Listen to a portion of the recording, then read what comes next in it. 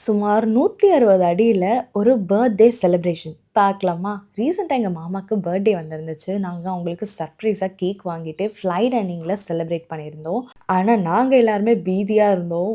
ஏன்னா, மேல போற வரைக்குமே அந்த பயம் தெரியல. ஆனா, மேல போனக்கப்புறம் அவ்ளோ பயமா இருந்துச்சு. அவருக்கு ஒண்ணும் புரியல. யாருக்கு கேக்கு? யாருக்கு கேக்குன்னு கேட்டுட்டே இருந்தாரு. ஐயோ! உங்களுக்கு தான் வெட்டுங்க சீக்கிரம்.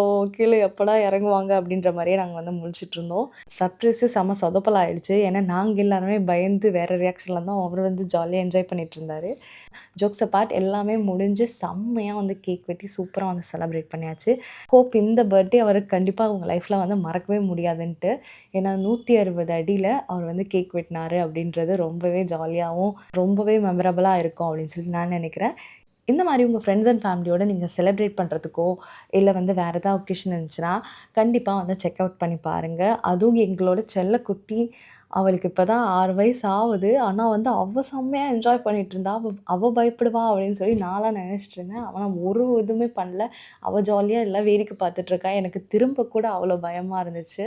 சூப்பர் ஸ்ட்ராங்கா அவ வளர்ந்துட்டு இருக்கா. பார்க்கவே ரொம்ப பெருமையா இருந்துச்சு.